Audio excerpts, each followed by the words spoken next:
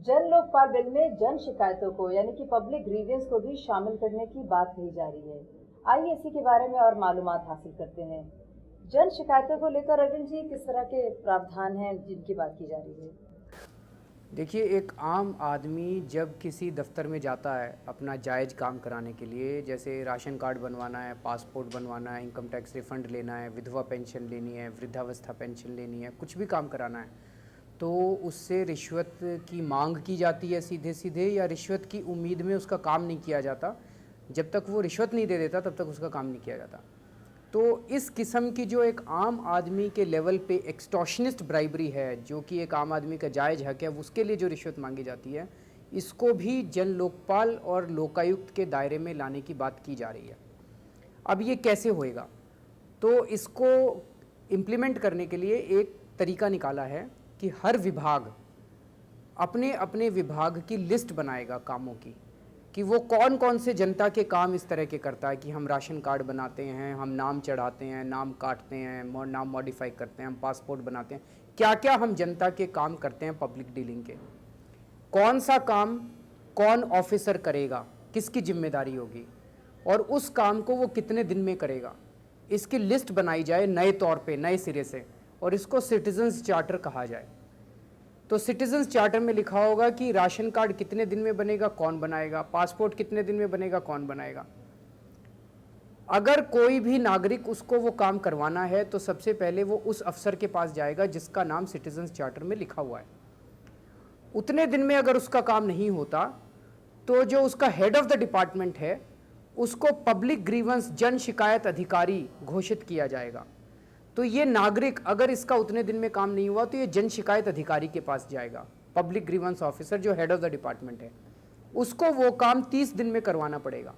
अगर वो 30 दिन में काम नहीं कराता तब ये शिकायत लोकपाल या लोकायुक्त के यहाँ पे आएगी। अब लोकपाल लोकायुक्त के यहाँ शिकायत आने का मतलब ये नहीं कि लोकपाल के मेंबर के पास शिकायत पहुंचेगी। लोकपाल या लोकायुक्त का एक विजिलेंस ऑफिसर, लोकायुक्त का हर ब्लॉक के अंदर एक विजिलेंस ऑफिसर होगा और लोकपाल का हर डिस्ट्रिक्ट, हर जिले के अंदर एक विजिलेंस ऑफिसर होगा।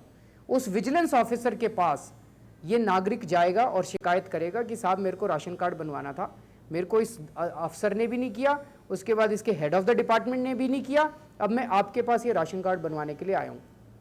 तो जो विजिलेंस ऑफिसर है उसके पास जब शिकायत पहुंचेगी तो ये मान लिया जाएगा कि रिश्वतखोरी की उम्मीद में ये शिकायत नहीं की गई। इसको अंग्रेजी में कहते हैं कि that grievance shall be deemed to have a vigilance angle. ये मान लिया जाएगा, ये एज्यूम कर लिया जाएगा कि ये दोनों अफसरों ने रिश्वतखोरी की उम्मीद में इस शिकायत का निवारण नहीं किया। तो विजिलेंस ऑफिसर को 3 काम करने पड़ेंगे। एक तो ये कि उस शिकायत का अगले 30 दिन में निवारण किया जाए, उसका काम करवाया जाए 30 दिन में। दूसरा ये कि वो इस हेड ऑफ द डिपार्टमेंट के ऊपर और इस नीचे वाले अधिकारी के ऊपर, दोनों के ऊपर पेनल्टी लगाएंगे जो उनकी तनख्वाह में से काटे जाएंगे और इस नागरिक को मुआवजे के रूप में दिए जाएंगे। और तीसरा ये कि जो ये माना गया कि इन्होंने भ्रष्टाचार की उम्मीद में, रिश्वतखोरी की उम्मीद में शिकायत का निवारण नहीं किया, तो उनके खिलाफ भ्रष्टाचार की जांच शुरू की जाएगी और उनको सजा दी जाएगी। तो ये 3 काम विजिलेंस ऑफिसर को करने पड़ेंगे। तो मोटे मोटे तौर पे ये प्रावधान हमने इस कानून के अंदर रखे हैं। अरविंद जी, एक सवाल ये आता है कि जन शिकायत तो बहुत सारे होंगे, बहुत सारे कंप्लेंट्स होंगे, तो फिर लोकपाल पे एक बोझ नहीं हो जाएगा इतने सारे जन शिकायतों को, और कैसे डील करेगी इसको लोकपाल जन शिकायतों को? देखिए, ये इसको सिस्टम बनाने के लिए हम ये सोच रहे हैं कि हर डिपार्टमेंट अपनी लिस्ट बना ले, जितने कामों की लिस्ट वो जनता के काम करता है, और उसको हर डिपार्टमेंट को 3 साल या 4 साल या 5 साल, इसकी एक अवधि तय की जा सकती है।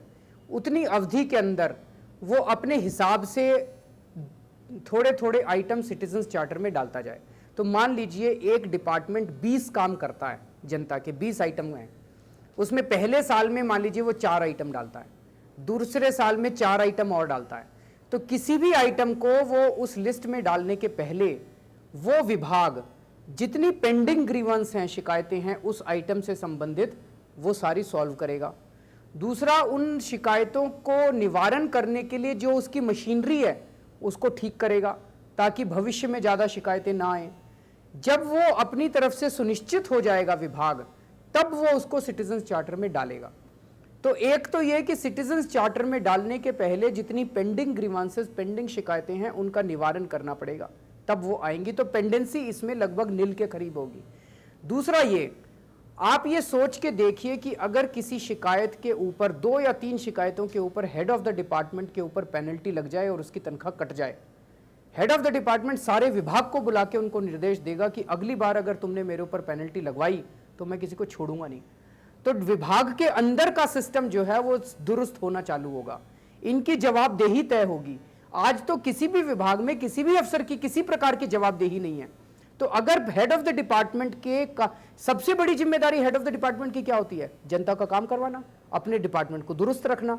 तो अगर वो जनता के काम को नहीं करवा पाता तो अब उसकी तनख्वाह कटने लगेगी। 2-3 चीजों में तनख्वाह कट गई, 2-3 मामलों में तनख्वाह कट गई तो वो पूरे विभाग को दुरुस्त कर देगा, उसकी जवाबदेही तय होगी। तो कई लोगों का जो ये कहना है कि लाखों शिकायतें आने लगेंगी, मेरा तो ये मानना है कि अगर ये 3-4 केसेस में भी इंप्लीमेंट हो जाए तो शिकायतों का आना बिल्कुल बंद हो जाएगा। दूसरी बात, मान लीजिए एक बारी आर्ग्यूमेंट करने के लिए मान लेते हैं कि लाखों शिकायतें आ भी गई, तो एक ब्लॉक के या एक डिस्ट्रिक्ट के एक विजिलेंस ऑफिसर के पास लाखों शिकायतें आएंगी, वो बैठेगा। सारा लोकपाल का ढांचा पूरे देश का नहीं बैठने वाला। एक विजिलेंस ऑफिसर या 2 विजिलेंस ऑफिसर या 10 विजिलेंस ऑफिसर जगह जगह उनके पास मान लीजिए बहुत ज्यादा शिकायतें आ जाती हैं तो और उनका काम ठप हो जाता है। तो हमने लोकपाल को ये पावर दी है कि वो जितने ऑफिसर्स चाहे वो वहां पे नियुक्त कर सकता है। तो अगर 1 या 2 विजिलेंस के पास ऑफिसर्स के पास काम ज्यादा आता है तो वो वहां पे लोकपाल एडिशनल मैन पावर लगा देगा, 4 अफसर और लगा देगा ताकि जल्दी जल्दी निपटारा हो उन शिकायतों का। आपने कहा कि जैसे पहले साल में अगर उसके किसी विभाग के 20 पब्लिक डीलिंग के काम हैं, पहले साल में उसने 4 डाले, तो मेरा सवाल ये है कि मेरा जो शिकायत है, मेरा जो जन शिकायत है, ग्रीवेंस है, वो उसके चार्टर में अभी है ही नहीं, तो तब मैं कहाँ शिकायत करूँगी? देखिए, हमें जब तक वो सिटीजन्स चार्टर में शिकायतें नहीं आती तब तक तो डिपार्टमेंट को वो टाइम देना पड़ेगा ताकि वो अपने सिस्टम को दुरुस्त कर सके। ऐसा हो सकता है कि सारी शिकायतें डालने के बाद भी ऐसी शिकायतें रह जाए जो उन्होंने नहीं डाली। तो इसके लिए हमने ये लिखा है कि जो सिटीजन्स चार्टर बनेगा वो उसको बनाने का एकाधिकार केवल डिपार्टमेंट का नहीं होगा। वो जन सुनवाई में हर साल के अंत में जन सुनवाई हो, जन सुनवाई के अंदर विभाग बैठे, जनता बैठे और लोकपाल के अधिकारी बैठे और उनकी मौजूदगी में जो है कंसेंसस के साथ सिटीजन्स चार्टर बनाया जाए ताकि उसमें किस काम के लिए कितनी टाइम लिमिट है, कौन से काम आने चाहिए नहीं आने चाहिए, इसके ऊपर चर्चा करके जनता के साथ बैठ के सिटीजन्स चार्टर बनाए जाएं। अच्छा अरविंद जी, अभी अभी आपने बोला कि जनता मिलके अफसरों के साथ में डिसाइड करेगी कि ये चार्टर क्या होगा। अगर वो जनसुनवाई जैसी चीज़ डिपार्टमेंट करता ही नहीं है तो फिर क्या करेंगे? नहीं, जनसुनवाई तो उनको करनी पड़ेगी, ऐसा कानून में है और जनसुनवाई वो करेंगे, इसमें वो नहीं है। लेकिन जनसुनवाई करने के बाद भी अगर वो नहीं करते, जनसुनवाई में एक आम सहमति बन गई, तय हो गया और वो फिर भी नहीं करते, तब लोकपाल के पास ये अधिकार होगा कि लोकपाल उनके सिटीजन्स चार्टर को खुद नोटिफाई कर सके और उनको वो मानना पड़ेगा। अच्छा अरविंद जी, हमारे हेल्थ सिस्टम से जुड़ी हुई सबसे बड़ी प्रॉब्लम ये है कि मरीज़ अस्पताल में जाता है और वहाँ में वो कहता है कि कोई मेरे मरीज़ को देख ही नहीं रहा है। हाँ, तो उसका क्या प्रॉब्लम, मतलब वो ग्रीवांस है, वो क्या है? देखिए, हमारे ग्रीवांसेस तरह तरह की होती हैं। हम लोकपाल के दायरे में केवल उन्हीं ग्रीवांसेस को ला रहे हैं जो कि सीधे सीधे भ्रष्टाचार की वजह से या रिश्वतखोरी की उम्मीद की वजह से निकलती है। तो हमने उसको सिटीजन्स चार्टर से लिंक कर दिया कि सिटीजन्स चार्टर में लिखा है कि ये काम इतने दिन में होंगे। तो अगर ये वाली बात सिटीजन्स चार्टर में नहीं लिखी हुई तो ये इसके ऊपर कार्रवाई नहीं हो सकती, ये ग्रीवेंस जो है ये लोकपाल के दायरे में नहीं आएगी। अगर सिटीजन्स चार्टर में लिखी है और उन्होंने काम नहीं किया तब ये उसके दायरे में आएगी। ये पीडीएस सिस्टम में काफ़ी बड़ी प्रॉब्लम लोगों की ये होती है। एक तो प्रॉब्लम ये होती है कि मेरा राशन कार्ड नहीं बना या मेरे राशन कार्ड में नाम गलत है या कुछ इंक्लूड नहीं हुआ। ये तो हम सिटीजन चार्टर में डिफाइन कर सकते हैं, बट काफ़ी जो मेजॉरिटी ऑफ द प्रॉब्लम होती है वो ये होती है कि मुझे राशन मिल नहीं रहा, ये जो क्वालिटी है वो ख़राब मिल रही है या जो मिलनी चाहिए मेरे को उतनी नहीं मिल रही है। तो इसको किस तरीके से मतलब डील किया जाएगा? क्या यह भी सिटीजन चार्टर में होगा या नहीं होगा? इसका क्या प्रावधान? देखिए, राशन का ना मिलना ये तो सिटीजन चार्टर में डाला जा सकता है कि अगर किसी को राशन लेने गया, राशन नहीं मिला, वो एफएसओ के पास शिकायत करते तो एफएसओ 24 घंटे में उसको राशन दिलवा सकता है। राशन की क्वालिटी से रिलेटेड जो सवाल है वो भ्रष्टाचार से रिलेटेड सवाल है। तो अगर ऐसी भ्रष्टाचार, हमें ये थोड़ा सा डिफरेंस समझना पड़ेगा कि भ्रष्टाचार की शिकायत में और ग्रीवेंस के अंदर फ़र्क है। वो वाली चीज़ें जिन जिन का जिक्र सिटीजन्स चार्टर में है उनको 1 महीने में कराने की जिम्मेदारी लोकपाल की होगी। लेकिन जो जो भ्रष्टाचार की शिकायतें हैं कि साहब चोरी हो गई, पैसे खा गया, सामान खा गया, ये शिकायतों के ऊपर 6 महीने से 1 साल के अंदर जांच होगी और उसके बाद उसके ऊपर मुकदमा चलाया जाएगा और उसको जेल भेजने की और उसकी संपत्ति जब्त करने की और उसको नौकरी से निकालने की कार्रवाई चालू की जाएगी। तो भ्रष्टाचार की शिकायतें अलग होंगी और जो जनता की शिकायतें आती हैं सिटीजन्स चार्टर को ना पालन करने की वजह से वो अलग से ली जाएंगी।